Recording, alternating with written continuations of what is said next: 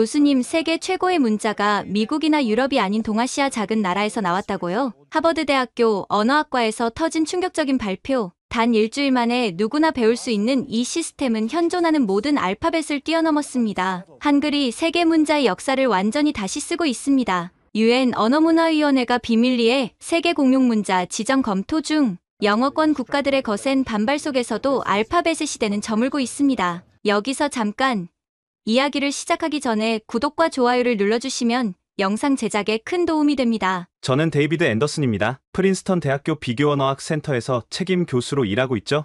언어학을 연구한 지 30년이 넘었습니다. 그런데 제 인생을 완전히 바꿔놓은 사건은 불과 5년 전에 일어났어요. 그건 제게 언어적 깨달음의 순간이었고 지금은 제 삶의 목표가 됐습니다. 저는 어릴 때부터 다양한 언어와 문자에 관심이 많았어요. 여러 문자 체계가 어떻게 발전했는지, 인간의 사고와 문화에 어떤 영향을 미쳤는지 연구해왔죠. 하지만 한글을 깊이 연구하기 전까진 문자가 이렇게 혁신적일 수 있다는 생각을 못했습니다. 프린스턴 캠퍼스의 늦은 밤, 저는 연구실에서 컴퓨터 화면에 그래프를 들여다봤습니다. 그래프에는 여러 문자 체계의 학습 곡선이 있었고 그중 하나가 다른 모든 것보다 훨씬 높게 솟아 있었죠. 이 데이터가 보여주는 의미를 처음 깨달았을 때 제가 평범한 연구 이상의 것을 발견했다는 걸 알았습니다. 이건 전 세계 사람들의 지식 접근성을 바꿀 수 있는 발견이었어요. 책상 위에는 여러 문자 체계 샘플들이 놓여 있었고 저는 그중 한글로 쓰인 문서를 오래 보며 생각에 잠겼습니다. 창가에 서서 캠퍼스 야경을 바라보며 과거의 깨달음과 미래 가능성을 생각했습니다. 많은 동료들이 제 연구 결과를 의심했고 심지어 제 경력에 위협이 될 정도로 비판하기도 했어요. 하지만 5년이 지난 지금 세계는 조금씩 한글의 가능성을 알아보기 시작하고 있습니다. 2020년 초에 저는 인류 역사상 모든 주요 문자 체계의 학습 효율성을 비교하는 프로젝트를 시작했어요. 단순한 호기심에서 출발했습니다. 어떤 문자가 가장 쉽게 배울 수 있을까? 어떤 문자가 문맹 퇴치에 가장 효과적일까? 특히 디지털 시대에 가장 적합한 문자는 뭘까?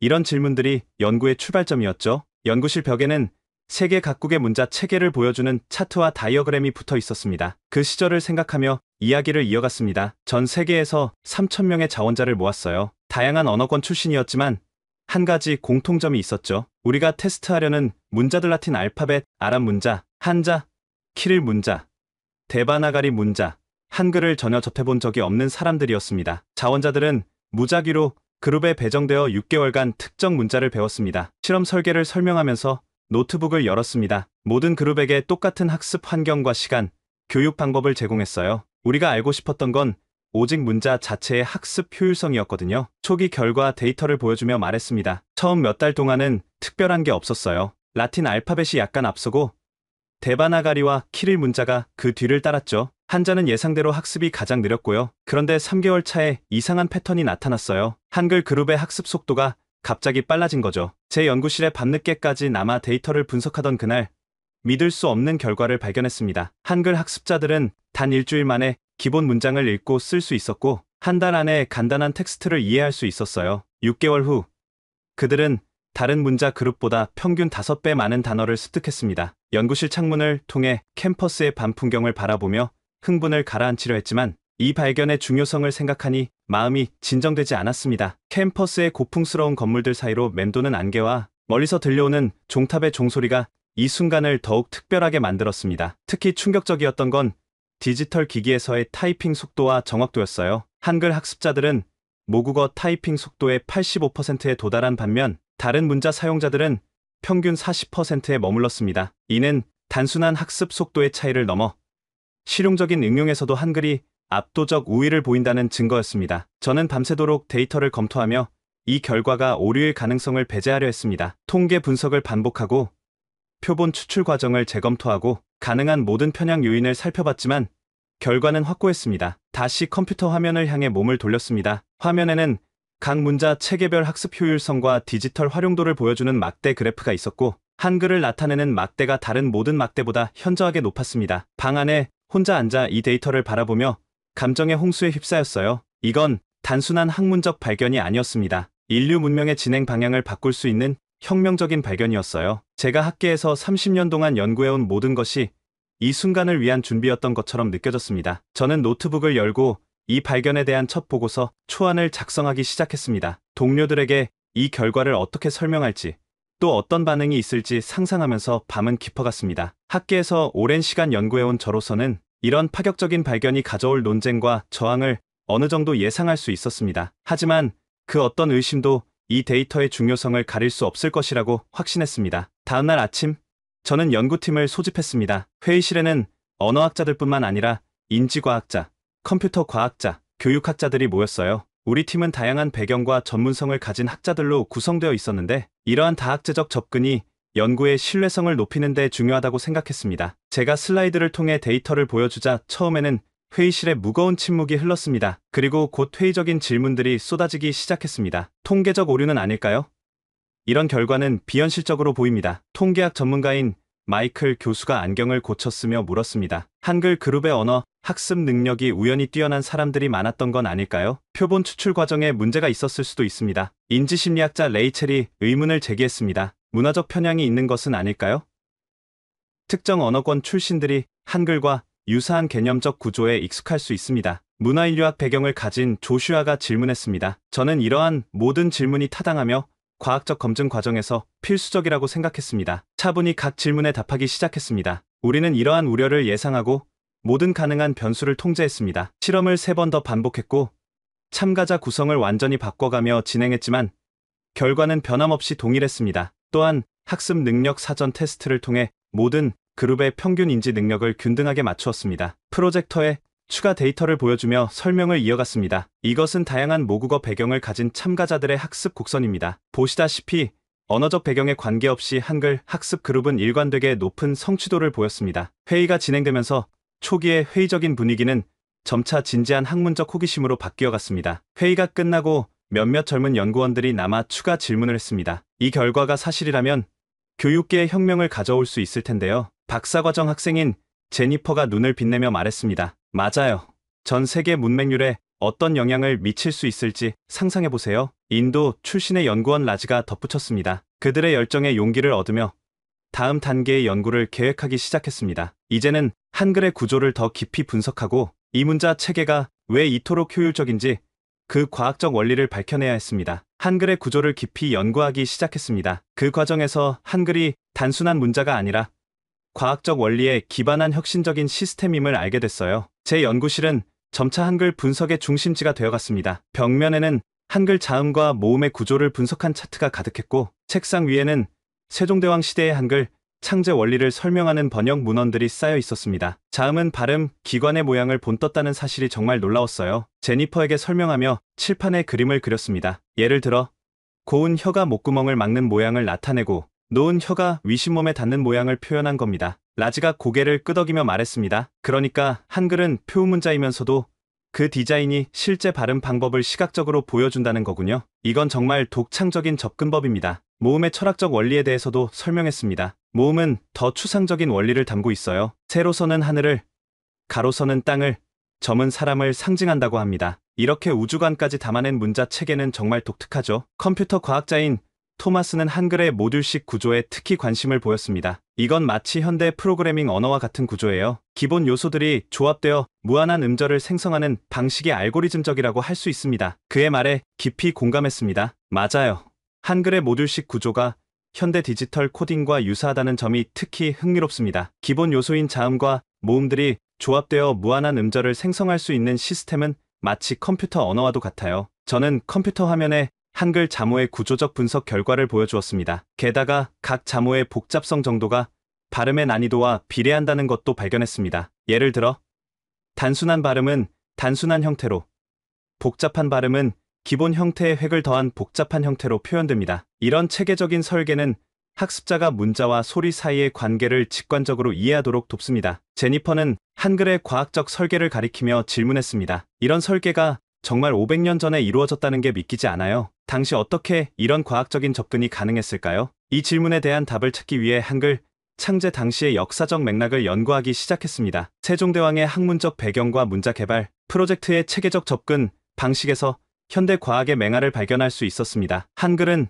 단순한 문자 발명을 넘어 언어학적, 통찰과 과학적 방법론이 결합된 인류 역사상 가장 혁신적인 문화적 성취 중 하나였습니다. 한글과 디지털 기술의 호환성에 대한 추가 연구를 시작했습니다. 저는 컴퓨터 과학과와 협력하여 다양한 문자 체계의 디지털 구현 효율성을 비교하는 새로운 실험을 설계했습니다. 한글의 모듈식 구조는 디지털 인코딩에 이상적입니다. 컴퓨터 과학 교수인 리처드가 화이트보드에 다이어그램을 그리며 설명했습니다. 라틴 알파벳이나 중국 한자와 달리 한글은 제한된 수의 기본 요소로 모든 소리를 표현할 수 있습니다. 이는 데이터 압축 관점에서 매우 효율적이죠. 디지털 기기에서의 타이핑 실험 결과도 놀라웠습니다. 참가자들은 각자의 모국어와 학습한 문자 체계를 이용해 태블릿과 스마트폰에서 문장을 입력했습니다. 한글 학습자들은 모국어 타이핑 속도의 85%에 도달한 반면 다른 문자 사용자들은 평균 40%에 머물렀습니다. 특히 터치스크린에서 이 차이가 더 두드러졌어요.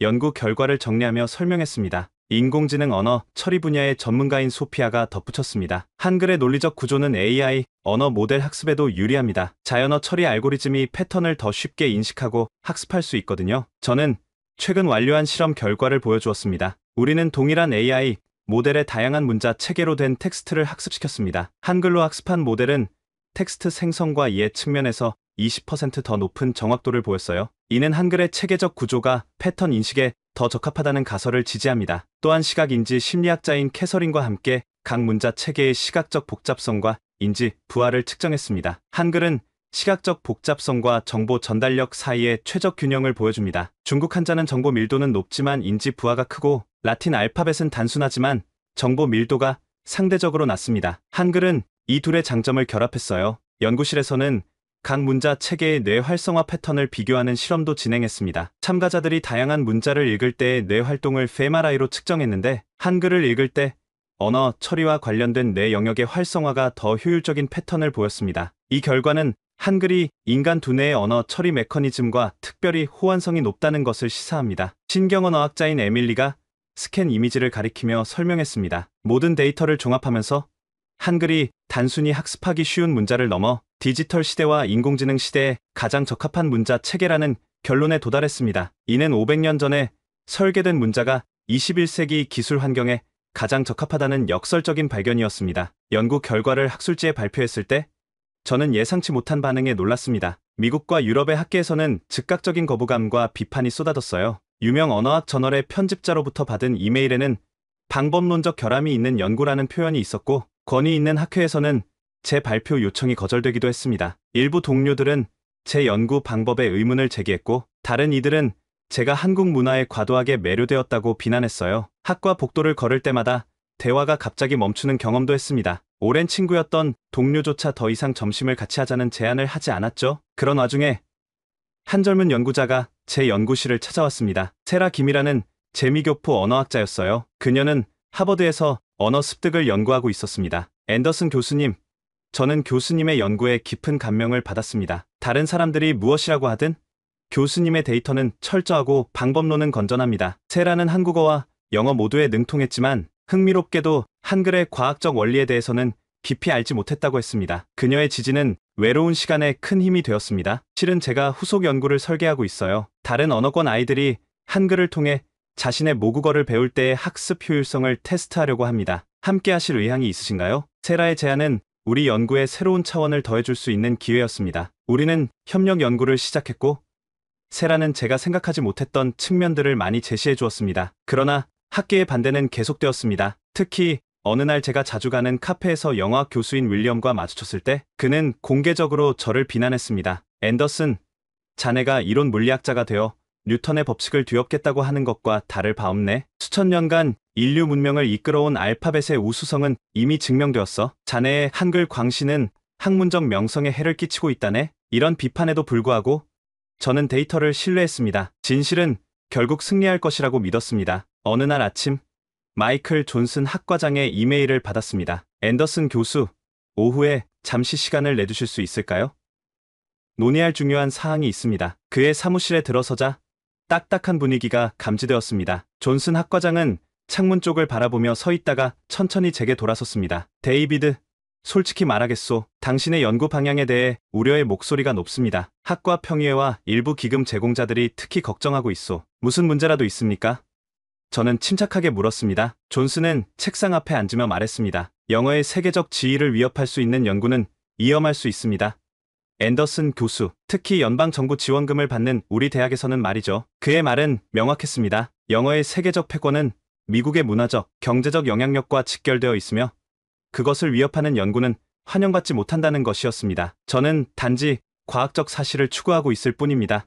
존슨 교수, 제가 대답했습니다. 과학은 진공 상태에서 이루어지지 않소. 정치적, 경제적, 문화적 맥락 안에서 작동하죠. 당신의 한글 연구는 학과의 다른 중요한 프로젝트들의 그림자를 드리우고 있소. 다음 주에 일어난 일련의 사건들은 우연이라고 하기엔 너무 많았습니다. 제 연구비가 갑자기 삭감되었고 강의 일정은 행정상의 이유로 변경되었습니다. 제가 오랫동안 사용해온 연구실도 다른 교수에게 배정되었고 대신 더 작고 시설이 열악한 공간이 주어졌습니다. 세라는 이런 상황에 분노했습니다. 이건 학문적 검열이에요. 우리는 이대로 물러설 수 없습니다. 저는 갈등했습니다. 한편으로는 이 중요한 연구를 계속하고 싶었지만 다른 한편으로는 30년 넘게 쌓아온 학계에서의 위치가 위태로워지고 있었습니다. 밤새 고민한 끝에 저는 더 이상 타협하지 않기로 결심했습니다. 진실이 무엇이든 그것을 따라야 했습니다. 다음 날 저는 존슨 학과장의 사무실을 다시 찾았습니다. 제 연구를 계속할 것입니다. 데이터가 가리키는 곳을 따라갈 것이고 그 결과가 무엇이든 발표할 것입니다. 존슨은 깊은 한숨을 내쉬었습니다. 그렇다면 앞으로 어려움을 각오해야 할 거요. 앤더슨, 한글의 효율성에 대한 연구가 생각보다 큰 파장을 일으키자 저는 직접 한국을 방문해 현지 학자들과 교류하기로 했습니다. 세라의 도움으로 서울 소재 주요 대학들과 연락을 취했고 한국어와 한글에 관한 세미나를 여러 곳에서 열게 되었습니다. 서울에 도착한 첫날 다소 들떠 있었습니다. 한글이 탄생한 나라에서 제 연구를 발표하는 것은 특별한 의미가 있었습니다. 첫 학년은 서울대학교였습니다. 대형 강당에 많은 청중이 모였지만 분위기는 제가 예상했던 것과는 달랐습니다. 발표를 마치고 질의응답 시간이 되자 한 저명한 언어학 교수가 일어섰습니다. 앤더슨 교수님, 흥미로운 연구지만 너무 과장된 측면이 있지 않습니까? 우리는 이미 글로벌 시대에 살고 있습니다. 영어가 세계어인 현실을 받아들여야지 한글의 우수성만 강조하는 것은 시대착오적입니다. 다른 교수는 더 직설적이었습니다. 이런 연구가 자칫 문화적 우월주의나 민족주의적 정서를 자극할 수 있다는 점을 우려합니다. 학문은 객관성을 유지해야 하지 않을까요? 저는 이해할 수 없었습니다. 자국의 문자가 인류 역사상 가장 효율적인 시스템이라는 증거를 받았는데 왜 그들은 이를 자랑스러워하지 않는 것일까요? 세라가 나중에 설명해 주었습니다. 한국은 복잡한 역사적 맥락이 있어요. 과거의 식민 지배와 급속한 세계화 과정에서 영어와 같은 서구 언어에 대한 양가적 감정이 형성되었습니다. 일부 학자들은 한글의 우수성을 강조하는 것이 국제사회에서 고립될 수 있다고 우려하는 거죠. 다음날 방문한 연구소에서는 젊은 언어학자들과의 만남이 있었습니다. 그들의 반응은 달랐습니다. 저희도 한글의 구조적 우수성에 관한 연구를 진행해왔습니다만 국내에서는 큰 관심을 받지 못했어요. 박진우 박사가 말했습니다. 앤더슨 교수님의 연구가 오히려 우리에게 자극이 됩니다. 김민지 연구원은 흥미로운 관점을 제시했습니다. 한국 사회는 한글을 너무 당연하게 여겨왔어요. 마치 공기처럼요. 때로는 외부인의 시선이 우리가 가진 가치를 재발견하게 해주기도 합니다. 세라는 저에게 조언했습니다. 한국 내에서도 다양한 의견이 있어요. 중요한 건 데이터와 과학적 접근을 유지하면서 문화적 맥락도 존중하는 것입니다. 호텔로 돌아오는 길에 깊은 생각에 잠겼습니다. 이 연구는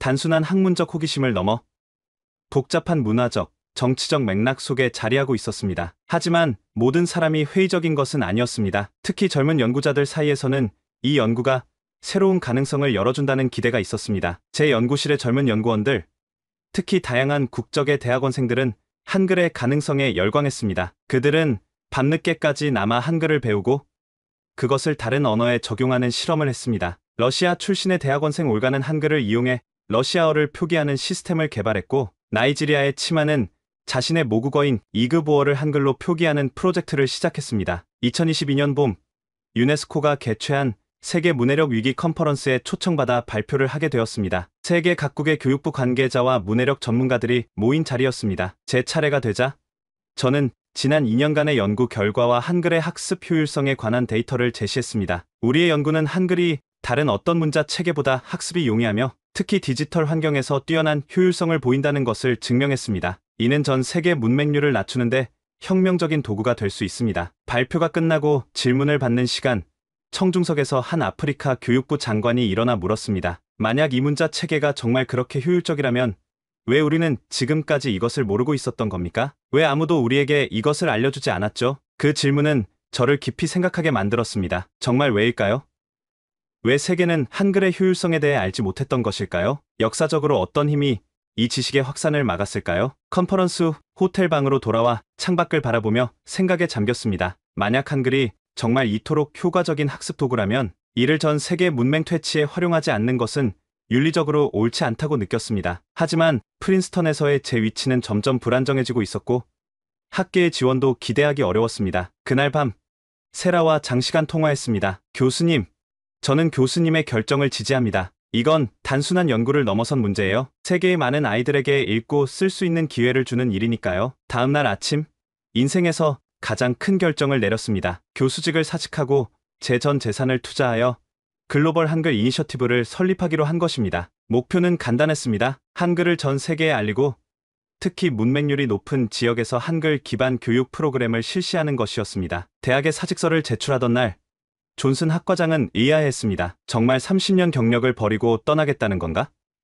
좀 더 생각해보게. 제 결정은 확고합니다. 때로는 진실을 위해 모든 것을 걸어야 할 때가 있습니다. 한글의 효율성에 대한 연구가 생각보다 큰 파장을 일으키자 저는 직접 한국을 방문해 현지 학자들과 교류하기로 했습니다. 세라의 도움으로 서울 소재 주요 대학들과 연락을 취했고 한국어와 한글에 관한 세미나를 여러 곳에서 열게 되었습니다. 서울에 도착한 첫날, 다소 들떠 있었습니다. 한글이 탄생한 나라에서 제 연구를 발표하는 것은 특별한 의미가 있었습니다. 첫 강연은 서울대학교였습니다. 대형 강당에 많은 청중이 모였지만 분위기는 제가 예상했던 것과는 달랐습니다. 발표를 마치고 질의응답 시간이 되자 한 저명한 언어학 교수가 일어섰습니다. 앤더슨 교수님, 흥미로운 연구지만 너무 과장된 측면이 있지 않습니까? 우리는 이미 글로벌 시대에 살고 있습니다. 영어가 세계어인 현실을 받아들여야지 한글의 우수성만 강조하는 것은 시대착오적입니다. 다른 교수는 더 직설적이었습니다. 이런 연구가 자칫 문화적 우월주의나 민족주의적 정서를 자극할 수 있다는 점을 우려합니다. 학문은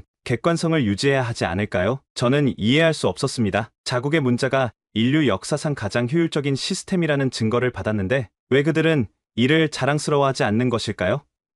세라가 나중에 설명해 주었습니다. 한국은 복잡한 역사적 맥락이 있어요. 과거의 식민 지배와 급속한 세계화 과정에서 영어와 같은 서구 언어에 대한 양가적 감정이 형성되었습니다. 일부 학자들은 한글의 우수성을 강조하는 것이 국제사회에서 고립될 수 있다고 우려하는 거죠. 다음날 방문한 연구소에서는 젊은 언어학자들과의 만남이 있었습니다. 그들의 반응은 달랐습니다. 저희도 한글의 구조적 우수성에 관한 연구를 진행해왔습니다만 국내에서는 큰 관심을 받지 못했어요. 박진우 박사가 말했습니다. 앤더슨 교수님의 연구가 오히려 우리에게 자극이 됩니다. 김민지 연구원은 흥미로운 관점을 제시했습니다. 한국 사회는 한글을 너무 당연하게 여겨왔어요. 마치 공기처럼요. 때로는 외부인의 시선이 우리가 가진 가치를 재발견하게 해주기도 합니다. 세라는 저에게 조언했습니다. 한국 내에서도 다양한 의견이 있어요. 중요한 건 데이터와 과학적 접근을 유지하면서 문화적 맥락도 존중하는 것입니다. 호텔로 돌아오는 길에 깊은 생각에 잠겼습니다. 이 연구는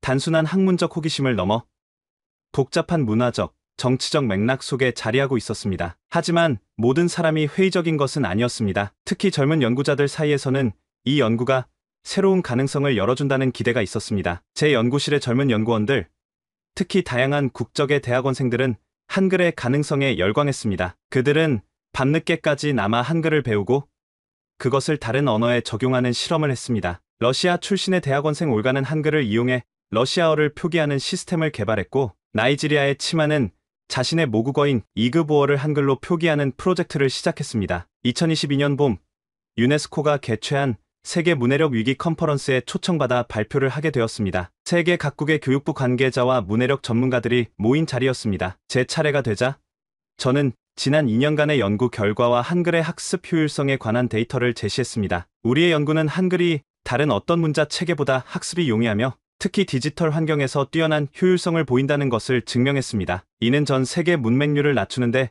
혁명적인 도구가 될 수 있습니다. 발표가 끝나고 질문을 받는 시간, 청중석에서 한 아프리카 교육부 장관이 일어나 물었습니다. 만약 이 문자 체계가 정말 그렇게 효율적이라면 왜 우리는 지금까지 이것을 모르고 있었던 겁니까? 왜 아무도 우리에게 이것을 알려주지 않았죠? 그 질문은 저를 깊이 생각하게 만들었습니다. 정말 왜일까요? 왜 세계는 한글의 효율성에 대해 알지 못했던 것일까요? 역사적으로 어떤 힘이 이 지식의 확산을 막았을까요? 컨퍼런스 후 호텔 방으로 돌아와 창밖을 바라보며 생각에 잠겼습니다. 만약 한글이 정말 이토록 효과적인 학습 도구라면 이를 전 세계 문맹 퇴치에 활용하지 않는 것은 윤리적으로 옳지 않다고 느꼈습니다. 하지만 프린스턴에서의 제 위치는 점점 불안정해지고 있었고 학계의 지원도 기대하기 어려웠습니다. 그날 밤 세라와 장시간 통화했습니다. 교수님, 저는 교수님의 결정을 지지합니다. 이건 단순한 연구를 넘어선 문제예요. 세계의 많은 아이들에게 읽고 쓸 수 있는 기회를 주는 일이니까요. 다음날 아침, 인생에서 가장 큰 결정을 내렸습니다. 교수직을 사직하고 제 전 재산을 투자하여 글로벌 한글 이니셔티브를 설립하기로 한 것입니다. 목표는 간단했습니다. 한글을 전 세계에 알리고 특히 문맹률이 높은 지역에서 한글 기반 교육 프로그램을 실시하는 것이었습니다. 대학에 사직서를 제출하던 날, 존슨 학과장은 의아해했습니다. 정말 30년 경력을 버리고 떠나겠다는 건가? 좀 더 생각해보게. 제 결정은 확고합니다. 때로는 진실을 위해 모든 것을 걸어야 할 때가 있습니다. 글로벌 한글 이니셔티브의 첫 프로젝트는 케냐 나이로비 근교의 작은 마을에서 시작되었습니다. 세라와 함께 현지 NGO와 접촉하여 협력 체계를 구축했고 마을 지도자들과의 여러 차례 회의를 통해 프로젝트의 취지를 설명했습니다. 케냐에 도착한 첫날, 붉은 흙먼지가 있는 마을 광장에 주민들이 모여 우리를 맞이했습니다. 어린이들은 호기심 가득한 눈으로 우리를 바라봤고 어른들은 다소 의구심을 품은 표정이었습니다. 우리는 여러분의 언어와 문화를 존중합니다. 다만 읽고 쓰는 방법을 더 쉽게 배울 수 있는 도구를 소개하려고 합니다. 현지 통역사를 통해 마을 사람들에게 말했습니다. 첫 번째 과제는 스와힐리어를 한글로 표기하는 시스템을 개발하는 것이었습니다. 언어학자 몇 명과 현지 교사들이 협력하여 스와힐리어의 모든 소리를 한글로 정확히 표현할 수 있는 방법을 고안했습니다. 각 한글 자모는 특정 입 모양과 발음 방법을 나타냅니다. 이것이 학습을 직관적으로 만들어줍니다. 첫 수업에서 마을 사람들에게 설명했습니다. 교육은 나이별로 그룹을 나누어 진행되었습니다. 놀랍게도 어린이들은 단 3일 만에 기본 자모를 익혔고 일주일 후에는 간단한 문장을 읽고 쓸 수 있게 되었습니다. 더욱 놀라운 것은 고령자들의 학습 속도였습니다. 80세의 할머니 아디자는 평생 문맹으로 살아왔지만 2주 만에 손자에게 편지를 쓸 수 있게 되었습니다. 내 평생 글을 배울 수 있을 거라고 생각하지 못했어요. 이제 손자에게 직접 내 마음을 전할 수 있게 되었습니다. 아디자의 눈에는 눈물이 고여 있었습니다. 마을의 교사였던 에두아르도는 한글 학습의 효과에 가장 먼저 주목했습니다. 기존 알파벳으로는 아이들이 읽기를 배우는데 최소 6개월이 걸렸어요. 하지만 한글로는 몇 주 만에 가능합니다. 이건 기적입니다. 한 달 후, 마을 전체가 한글로 스와힐리어를 읽고 쓸 수 있게 되었습니다. 학교 벽에는 한글로 쓰인 공지사항이 붙기 시작했고 시장에서는 상인들이 한글로 가격표를 작성했습니다. 디지털 기기를 가진 주민들은 한글 키보드 앱을 사용해 문자 메시지를 주고받기 시작했습니다. 프로젝트의 성공은 주변 마을에도 알려졌고 곧 여러 지역 지도자들이 우리에게 연락해왔습니다. 우리 마을에도 이 프로그램을 도입할 수 있을까요? 인근 마을의 지도자가 물었습니다. 세라는 이 기회를 놓치지 않았습니다. 우리는 현지 교사들을 훈련시켜 그들이 다시 다른 마을에 한글을 가르칠 수 있도록 하는 시스템을 구축해야 해요. 이렇게 하면 확장성이 생깁니다. 그렇게 케냐 전역으로 한글 교육이 퍼져나가기 시작했습니다. 우리는 현지 교사 훈련 프로그램을 설립하고 스와힐리어 한글 교재를 대량으로 제작했습니다. 마을마다 한글 학습 센터가 생겨났고 주민들은 자랑스럽게 이 센터를 운영했습니다. 케냐에서의 성공 이후 6개월 만에 놀라운 변화가 일어났습니다. 케냐 전역에서 5,000명 이상이 한글을 배웠고 프로젝트가 진행된 지역의 문맹률이 43%에서 12%로 급감했습니다. 이 소식은 국제 언론의 주목을 받기 시작했습니다. BBC는 특별 다큐멘터리를 제작했고 CNN과 알자지라에서도 우리 프로젝트를 다루었습니다. 아프리카의 문맹 퇴치에 동아시아 문자가 해답일까? 라는 제목의 기사가 전 세계에 퍼졌습니다. 어느 날 아침 빌 게이츠 재단에서 연락이 왔습니다. 그들은 글로벌 한글 이니셔티브에 5천만 달러의 지원금을 제안했습니다. 우리는 교수님의 프로젝트가 전 세계 문맹 퇴치의 혁신적인 접근법을 제시한다고 봅니다. 특히 디지털 리터러시와의 연계 가능성에 주목하고 있습니다. 지원금 덕분에 우리는 아프리카뿐만 아니라 남미와 남아시아로도 프로그램을 확장할 수 있었습니다. 콜롬비아의 원주민 지역, 방글라데시의 농촌 마을, 인도네시아의 외딴 섬들까지 한글 교육이 퍼져나갔습니다. 각 지역에서는 현지 언어의 특성에 맞게 한글 표기 시스템을 조정했습니다. 예를 들어 방글라데시에서는 벵고로의 복잡한 모음 체계를 표현하기 위해 한글 모음을 확장 적용했고 안데스 지역에서는 케추아어의 특수한 자음을 위한 변형 자모를 개발했습니다. 하지만 가장 주목할 만한 변화는 디지털 격차 해소에서 나타났습니다. 한글을 배운 지역 주민들은 디지털 기기 사용에도 빠르게 적응했습니다. 스마트폰의 한글 키보드는 직관적이었고 문자 메시지와 소셜 미디어 사용이 급증했습니다. 한글을 배우고 나서 처음으로 인터넷을 사용할 수 있게 되었어요. 이제 제 딸에게 매일 메시지를 보낼 수 있습니다. 콜롬비아의 한 노인이 말했습니다. 그의 딸은 도시로 일자리를 찾아 떠난 상태였습니다. 미국 학계에서도 반응이 오기 시작했습니다. 처음에는 조심스럽게, 그리고 점차 열정적으로 하버드, 예일, MIT, 프린스턴의 언어학자들이 저에게 연락해왔고 그들의 대학에서도 한글 연구 프로그램을 시작하고 싶다고 했습니다. 놀랍게도 제가 떠난 프린스턴 대학에서도 공식 사과와 함께 복귀 제안이 왔습니다. 존슨 학과장은 겸손한 태도로 전화를 걸어왔습니다. 데이비드, 우리가 틀렸던 것 같네. 당신의 연구가 실제로 세상을 변화시키고 있어. 돌아와서 우리 대학에 새로운 연구소를 세우지 않겠나? 하지만 저는 정중히 거절했습니다. 이제 저는 학계의 울타리를 벗어나 더 넓은 세계에서 실질적인 변화를 만들어내고 있었습니다. 대학의 연구실보다 케냐의 마을 학교, 방글라데시의 커뮤니티 센터가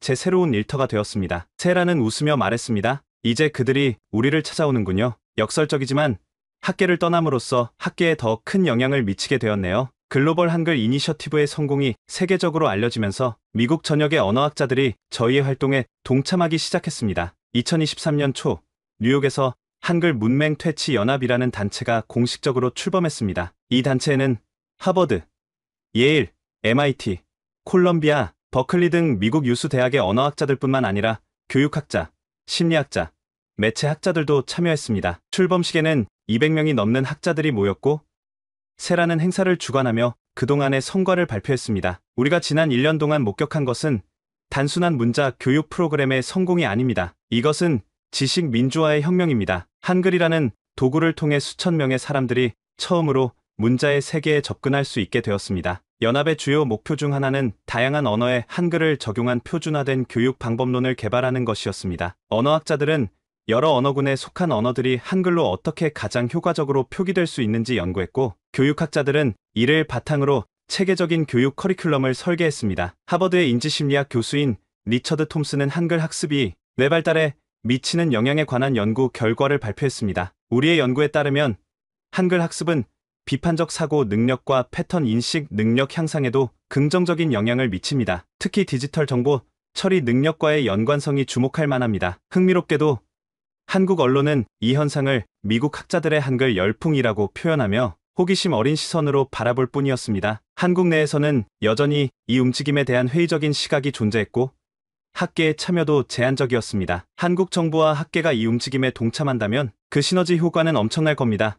세라가 안타까움을 표현했습니다. 그들이 가진 한글 교육의 경험과 자료는 우리 프로그램을 더욱 강화할 수 있을 텐데요. 그럼에도 불구하고 연합은 빠르게 성장했습니다. 각국의 언어학자들이 자국어에 한글을 적용하는 프로젝트를 시작했고 세계 각지에서 한글 교육 자원봉사자들이 모여들었습니다. 특히 젊은 세대의 참여가 두드러졌는데 많은 대학생과 대학원생들이 방학을 이용해 아프리카와 아시아의 프로젝트 현장에서 활동했습니다. 연합의 활동은 점차 국제기구의 관심을 끌기 시작했습니다. 유니세프는 한글을 활용한 어린이 문해력 증진 프로그램에 관심을 표했고 UNESCO는 멸종위기 언어 보존을 위한 한글 활용 가능성을 검토하기 시작했습니다. 2023년 여름 파리 유네스코 본부에서 세계 문해력 포럼이 개최되었습니다. 저는 30명의 미국 언어학자들과 함께 참석했고 케냐, 방글라데시, 콜롬비아에서 온 현지 교육자들도 우리와 동행했습니다. 유네스코 본부의 웅장한 회의장에 들어서자 전 세계 교육부 장관들과 문해력 전문가들로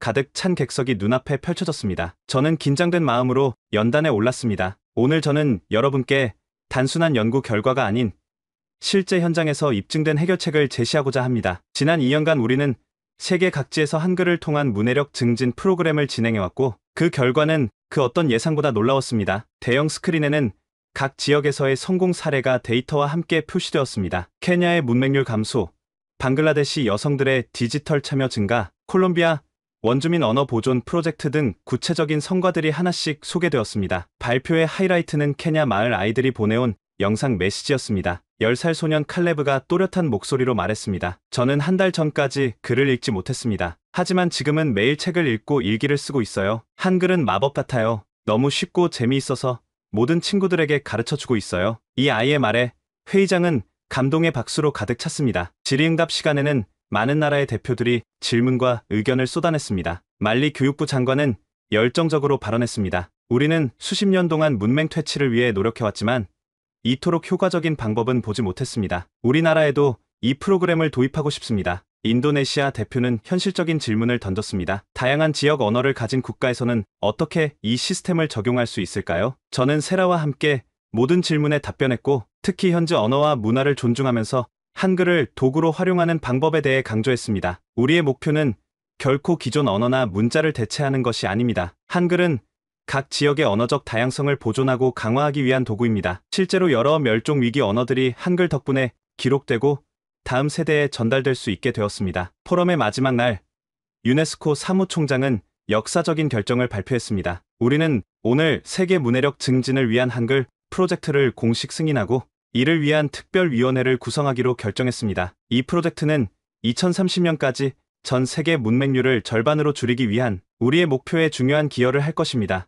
유네스코의 결정은 글로벌 한글 이니셔티브에 강력한 추진력을 제공했습니다. 세계 문해력 증진을 위한 한글 프로젝트 특별위원회는 세계 각국의 교육 전문가, 언어학자, 문화 정책 담당자들로 구성되었고, 저와 세라도 핵심 자문단으로 참여하게 되었습니다. 유네스코 본부에서 열린 첫 위원회 회의는 프로젝트의 방향성과 실행 계획을 논의하는 자리였습니다. 세계 각국의 대표들이 모여 한글 교육의 국제적 표준화와 현지화 전략에 대해 열띤 토론을 벌였습니다. 한글 교육의 핵심 원칙은 유지하면서도 각 지역의 문화적, 언어적 특수성을 존중해야 합니다. 프랑스 대표가 강조했습니다. 무엇보다 디지털 도구의 개발이 필수적입니다. 태블릿과 스마트폰을 통한 한글 교육 앱은 접근성을 크게 높일 것입니다. 인도 대표의 제안이었습니다. 특별위원회는 5년간의 단계적 계획을 수립했습니다. 1단계는 교사 양성 프로그램 개발, 2단계는 지역별 교육 자료 제작, 3단계는 디지털 플랫폼 구축, 4단계는 평가 및 개선, 5단계는 전 세계적 확산이었습니다. 각국 대표들의 다양한 의견에도 불구하고 한 가지 공통된 인식이 있었습니다. 한글은 단순한 문자 체계 이상의 가치를 지니고 있으며 세계 문해력 문제의 혁신적인 해결책을 제시할 수 있다는 것이었습니다. 회의가 끝난 후 유네스코 사무총장은 저와 세라를 개인적으로 만나자고 했습니다. 그녀의 사무실에서 차를 마시며 나눈 대화는 잊을 수 없습니다. 앤더슨 교수, 처음 이 프로젝트에 대해 들었을 때는 반신반의했습니다. 하지만 현장에서의 성과는 의심할 여지가 없군요. 이것은 단순한 학문적 발견이 아니라 실질적인 변화를 가져오는 혁신입니다. 세라가 덧붙였습니다. 이 프로젝트의 진정한 힘은 사람들에게 자신의 언어로 읽고 쓸 수 있는 권한을 부여한다는 점입니다. 우리는 문화 제국주의가 아닌 언어적 자율성을 지원하고 있습니다. 사무총장은 고개를 끄덕였습니다. 다음 유엔 총회에서 이 문제를 더 광범위하게 논의할 예정입니다. 전 세계가 이 혁신에 주목하고 있어요. 유네스코를 떠나며 저와 세라는 센 강변을 따라 걸었습니다. 파리의 아름다운 저녁 풍경 속에서 우리는 프로젝트의 미래와 도전에 대해 이야기했습니다. 이제 정말 가능할 것 같아요. 세라가 말했습니다. 세계의 문해력 지도를 바꿀 수 있을 것 같아요. 그래요? 하지만 아직 가야 할 길이 멉니다. 저는 대답했습니다. 유엔 총회가 다음 관문이 될 거예요. 뉴욕 유엔 본부 앞에 서서 저는 지난 몇 년간의 여정을 되돌아보았습니다. 프린스턴 대학의 안정적인 교수직을 사직하고 전 재산을 투자해 글로벌 한글 이니셔티브를 설립했던 그 순간부터 케냐의 먼지, 나는 마을 학교, 방글라데시의 습한 교실, 안데스 산맥의 작은 마을들까지 그 모든 장소와 얼굴들이 떠올랐습니다. 긴장되세요? 세라가 물었습니다. 그녀는 이제 단순한 동료를 넘어 이 모험의 동반자가 되었습니다. 물론이죠. 내일은 우리 프로젝트의 운명이 결정되는 날이니까요. 유엔 총회에서는 세계 언어 교육과 문맹 퇴치를 위한 한글 활용 결의안이 투표에 붙여질 예정이었습니다. 이 결의안은 한글을 세계 공용 문자로 직접 지정하지는 않지만 각국의 교육 시스템에 한글 교육을 통합하고 유엔 공식 문서를 한글로도 제공하며 세계 문맹 퇴치 프로그램에서 한글을 핵심 도구로 활용하는 것을 권고하는 내용이었습니다. 호텔로 돌아와 마지막 전략 회의를 가졌습니다. 세라와 함께 언어학자, 교육 전문가, 외교 고문들이 모였습니다. 영어권 국가들의 반대가 예상됩니다. 특히 영국과 미국은 언어적 영향력 감소를 우려할 거예요. 외교 고문인 마르코가 말했습니다. 프랑스도 마찬가지입니다. 그들은 문화적 정체성 문제를 제기할 가능성이 높습니다. 유럽 문제 전문가인 소피아가 덧붙였습니다. 하지만 우리 편에는 데이터와 실제 성과가 있습니다. 세라가 강조했습니다. 이건 이론이 아닌 증명된 해결책이에요. 회의가 끝나고 발표 자료를 마지막으로 검토했습니다. 내일의 연설은 제 인생에서 가장 중요한 순간이 될 것입니다. 창밖으로 뉴욕의 밤 풍경을 바라보며 저는 깊은 숨을 내쉬었습니다. 세종대왕이 한글을 창제했을 때 이렇게 전 세계로 퍼져나갈 거라고 상상이나 했을까요? 저는 중얼거렸습니다. 유엔 총회장은 세계 각국의 대표들로 가득 찼습니다. 연단으로 걸어가는 동안 심장이 빠르게 뛰었습니다. 이 순간을 위해 수년간 연구하고 현장에서 일하고 때로는 모든 것을 희생했습니다. 마이크 앞에 서서 잠시 청중을 둘러보았습니다. 다양한 국가, 다양한 문화의 대표들이 모였지만 모두가 한 가지 공통된 목표를 갖고 있었습니다. 더 나은 세상을 만드는 것. 존경하는 세계 각국 대표 여러분, 오늘 우리는 인류 역사의 중대한 갈림길에 서 있습니다. 지금 이 순간 우리가 내리는 결정은 미래 세대에게 더 평등하고 접근 가능한 세계를 물려줄 수 있는 기회입니다. 잠시 숨을 고르고 계속했습니다. 한글이라는 문자 체계는 단순한 알파벳이나 상형 문자가 아닙니다. 그것은 인간의 발성 원리와 철학적 사고가 결합된 과학적 걸작품입니다. 제가 5년간의 연구와 현장 경험을 통해 발견한 사실은 한글이 현존하는 모든 문자 체계 중 학습 효율성이 가장 높다는 것입니다. 대형 스크린에 한글의 과학적 설계 원리와 글로벌 한글 이니셔티브의 성과를 보여주는 슬라이드를 띄웠습니다. 평균적으로 한글은 영어보다 5배, 중국어보다 8배 빠르게 습득할 수 있으며 디지털 기기에서의 사용 효율성도 30% 이상 높습니다. 하지만 이것은 단순한 수치가 아닙니다. 이는 실제 삶의 변화를 의미합니다. 이어서 아프리카와 남미, 동남아시아에서 진행된 한글 교육 프로그램의 결과를 보여주는 데이터를 화면에 띄웠습니다. 그래프는 명확했습니다. 한글을 배운 지역의 문맹률이 6개월 만에 평균 75% 감소했습니다. 우리가 개발한 현지어 한글 변환 시스템은 각 지역의 토착어를 보존하면서도 효율적인 문자 체계를 제공합니다. 이것은 언어적 다양성을 존중하면서도 지식 접근성을 높이는 혁신적 접근법입니다. 총회장의 분위기가 조금씩 변화하고 있음을 느꼈습니다. 처음에 회의적이었던 대표들의 표정이 점차 관심으로 바뀌었고, 특히 개발도상국 대표들은 열정적으로 메모를 하고 있었습니다. 이것은 단순한 문자 교육이 아닌 지식 민주화의 혁명입니다. 우리는 모든 사람이 자신의 언어로 읽고 쓸 권리가 있다고 믿습니다. 한글은 그 권리를 실현하는 강력한 도구가 될 수 있습니다. 연설을 마치며 저는 마지막 메시지를 전했습니다. 오늘 우리는 500년 전 세종대왕이 꿈꾸었던 비전, 누구나 쉽게 배우고 일상생활에 편리하게 사용할 수 있는 문자를 전 세계로 확장할 수 있는 역사적인 기회를 갖고 있습니다. 함께 이 여정에 동참해 주시길 바랍니다. 제 발표가 끝나자 영국 대표가 가장 먼저 일어나 질문했습니다. 앤더슨 교수님, 귀하의 연구 결과는 인상적입니다. 하지만 이미 전 세계 20억 이상의 사람들이 영어를 사용하고 대부분의 과학적, 학술적 자료가 영어로 작성되어 있는 현실에서 새로운 문자 체계로의 전환은 현실적으로 가능할까요? 그리고 그것이 가져올 혼란과 비용을 고려한다면 정말 필요한 일일까요? 이 질문은 예상했던 것이었습니다. 천천히 숨을 들이마시고 대답했습니다. 영국 대표님의 우려는 이해합니다. 하지만 역사를 돌아보면 인류는 항상 더 나은 도구와 시스템을 발견하면 변화를 두려워하지 않았습니다. 중세시대 유럽에서 로마 숫자가 아라비아 숫자로 대체되었을 때도 비슷한 반대가 있었습니다. 하지만 오늘날 누구도 69와 41을 계산하기 위해 LXIX와 XLII를 사용하지 않죠. 한글로의 전환이 초기에는 도전적일 수 있지만 그것이 가져올 장기적인 이익은 그 비용을 훨씬 초과할 것입니다. 내 대답의 총회장에서 박수가 터져나왔습니다. 특히 아프리카와 남미, 아시아 대표들의 반응이 뜨거웠습니다. 이어서 케냐 대표가 일어나 발언했습니다. 저희 나라 케냐에서 앤더슨 교수님의 한글 교육 프로그램 덕분에 5,000명 이상의 아이들이 글을 읽고 쓸 수 있게 되었습니다. 그들 중 대부분은 이전에는 교육의 기회조차 없었던 아이들입니다. 우리에게 한글은 단순한 문자가 아니라 미래를 열어주는 열쇠입니다. 케냐는 이 결의안을 전적으로 지지합니다. 이어서 방글라데시, 콜롬비아, 인도네시아 대표들도 비슷한 경험을 나누었습니다. 그들의 증언은 한글이 단순한 이론적 우수성을 넘어 실제로 사람들의 삶을 변화시키고 있음을 보여주었습니다. 그러나 프랑스 대표 빅토르 페트로프는 여전히 회의적이었습니다. 우리는 문화적 다양성을 존중해야 합니다. 문자는 단순한 도구가 아니라 각 문화의 정체성과 역사를 담고 있습니다. 한 문자 체계를 세계 표준으로 채택하는 것은 문화 제국주의의 또 다른 형태가 아닐까요? 이 질문에 저는 더욱 진지하게 대답했습니다. 페트로프 대표님, 저는 문화적 다양성의 중요성에 전적으로 동의합니다. 제가 제안하는 것은 기존 언어와 문화를 대체하는 것이 아니라 보완하는 것입니다. 한글의 과학적 구조는 거의 모든 언어의 발음을 표기할 수 있으며 각 지역의 언어와 문화를 더 효과적으로 보존하고 전파하는 데 도움이 될 수 있습니다. 실제로 우리의 프로그램에서는 한글을 통해 멸종 위기에 처한 소수 언어들을 기록하고 보존하는 데 성공했습니다. 이 시점에서 가장 놀라운 순간이 찾아왔습니다. 한국 대표 이소연이 발언을 요청했습니다. 존경하는 대표 여러분, 저는 한국을 대표하여 이 자리에 섰습니다. 이소연 대표는 우아한 한복 차림으로 연단에 올랐습니다. 그녀의 목소리는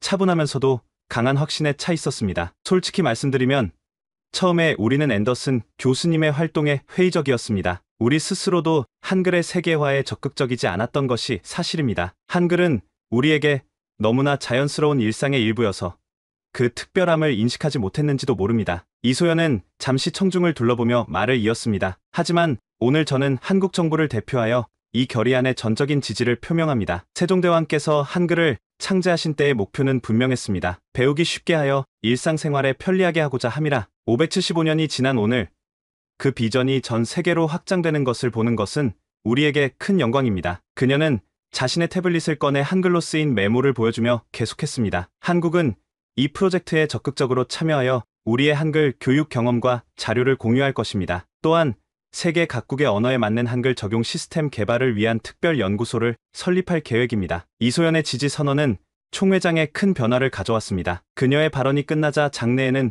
큰 박수가 울려 퍼졌고 많은 대표들이 기립하여 지지를 표했습니다. 총회장의 분위기는 이제 결정의 순간을 향해 무르익고 있었습니다. 유엔 사무총장이 연단에 올라 투표 절차를 설명했습니다. 이제 세계 언어 교육과 문맹 퇴치를 위한 한글 활용 결의안에 대한 투표를 시작하겠습니다. 각국 대표들은 전자투표 시스템을 통해 의견을 표시해 주시기 바랍니다. 각국 대표들은 자리에 마련된 투표 기기를 통해 자신의 의견을 입력했고 결과가 대형 화면에 실시간으로 표시되기 시작했습니다. 세라와 저는 긴장된 표정으로 결과를 지켜보았습니다. 숫자가 하나씩 올라가는 것을 보면서 세라가 내 손을 꽉 잡았습니다. 믿을 수 없어요.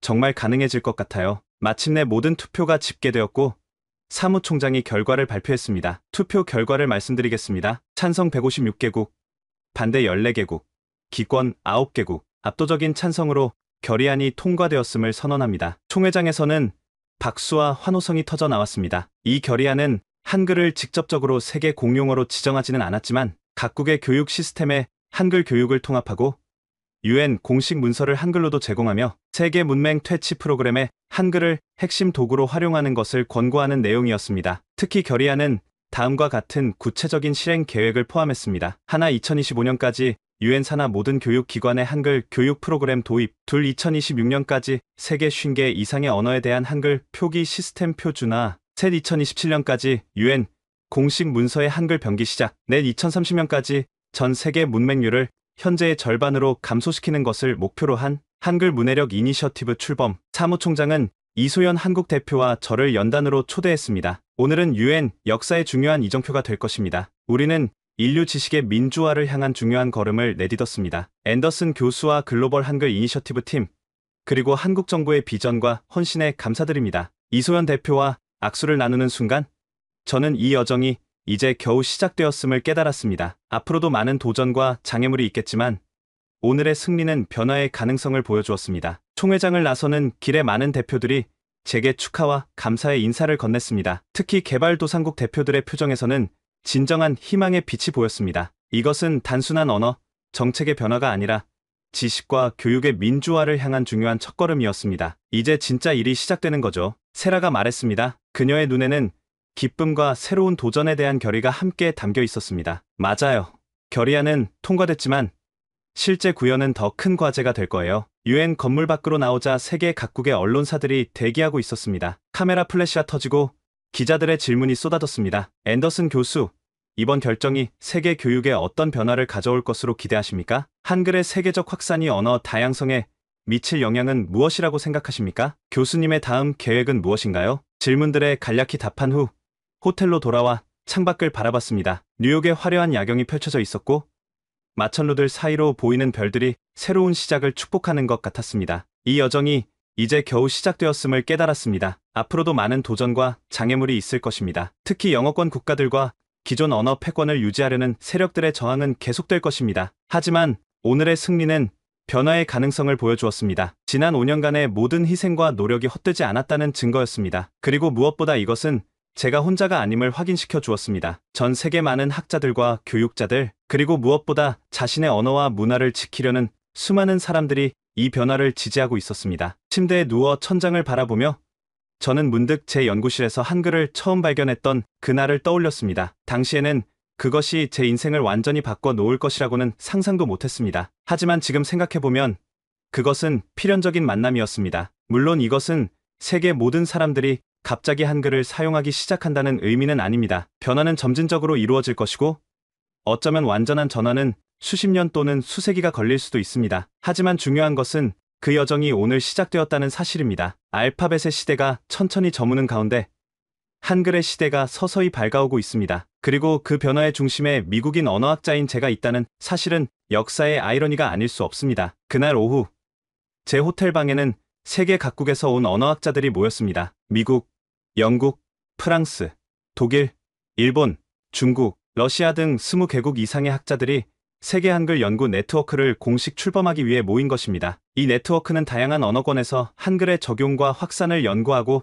지원하는 국제적 학술 단체가 될 것입니다. 세라가 건배를 제안했습니다. 인류 지식의 민주화와 한글의 세계적 확산을 위하여 모두가 잔을 높이 들었습니다. 세계는 이제 한글의 가치를 알아보기 시작했고 그 변화의 물결은 이미 되돌릴 수 없게 되었습니다. 다음 날 저는 한국으로 떠났습니다. 세종대왕의 나라를 방문하고 한글의 탄생지에서 그 정신을 더 깊이 이해하고 싶었습니다. 그리고 무엇보다 한국과 함께 이 글로벌 프로젝트를 더욱 발전시키고 싶었습니다. 비행기 창밖으로 펼쳐진 태평양을 바라보며 저는 마침내 내면의 평화를 느꼈습니다. 이것은 끝이 아니라 새로운 시작입니다. 알파벳의 시대가 서서히 저물고 한글의 시대가 밝아오는 새로운 언어 혁명의 여명입니다. 여기까지 앤더슨 씨의 사연 어떠셨나요? 단순한 언어학적 호기심에서 시작된 발견이 어떻게 세계를 변화시키는 움직임으로 발전해 나갔는지 그 놀라운 여정을 함께 따라가 보셨습니다. 한글의 과학적 우수성과 세계적 가능성을 알리기 위해 모든 것을 걸었던 앤더슨 교수의 도전과 성취는